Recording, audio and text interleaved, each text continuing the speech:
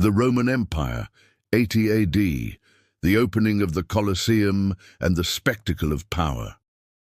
In the heart of ancient Rome, in the year 80 AD, a colossal monument rose above the city skyline, a symbol of imperial power, architectural brilliance, and the spectacle of the Roman world. The Colosseum, known then as the Flavian Amphitheatre, was more than just a venue for entertainment. It was a political instrument, a cultural statement, and a window into the soul of an empire that ruled the known world. Rome's golden stage. The Roman Empire was at its peak, vast and powerful, stretching across Europe, North Africa, and the Middle East. After the devastating fire of 64 AD and the turbulent reign of Emperor Nero, Rome needed unity, strength, and a return to traditional values.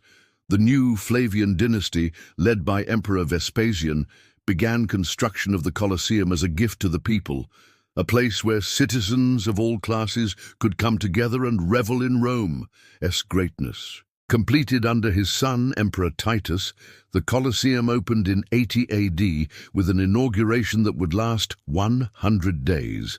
Filled with gladiator combats, exotic animal hunts, naval battles, and public executions. These games weren't just for amusement. They reinforced the might of Rome, the will of its emperors, and the fate of its enemies. Engineering the impossible. Built on the ruins of Nero's private lake, the Colosseum was a marvel of Roman engineering. It could hold up to 50,000 spectators, seated according to social rank, with state-of-the-art design that included elevators, trapdoors, and an intricate system of corridors beneath the arena floor, known as the hypogeum. Constructed with travertine stone, tuff, and concrete, the amphitheatre stood over 48 meters high and spanned 189 meters in length, a testament to the Roman mastery of scale and design. The outer facade was adorned with Doric, Ionic, and Corinthian columns, symbolizing the empire's embrace of order, power, and culture. Bread and circuses. The games were more than brutal contests. They were political theater. By offering free access to thrilling spectacles, the emperors secured public favor and distracted the masses from political and economic concerns. It was panem et circenses, bread and circuses, that kept the population entertained and the empire stable. Inside the arena, gladiators, many of them slaves or prisoners of war, fought for glory, freedom, or survival.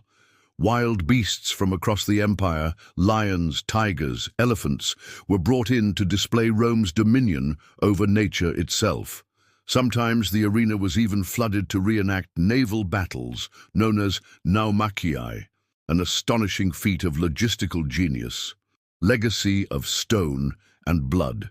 Though damaged by earthquakes and centuries of plunder, the Colosseum remains an enduring symbol of Roman civilization.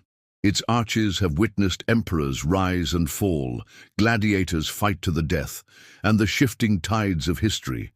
In later centuries, it was repurposed as a fortress, a quarry, a Christian shrine, but never forgotten.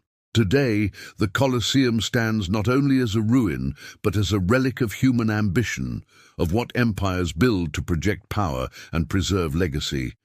In 80 AD, the Colosseum opened its gates to the roar of the crowd, the clash of steel, and the will of an empire. What began as a stage for bloodshed became an eternal monument to the spectacle of Rome. If these stones could speak, what stories would echo from the arena floor?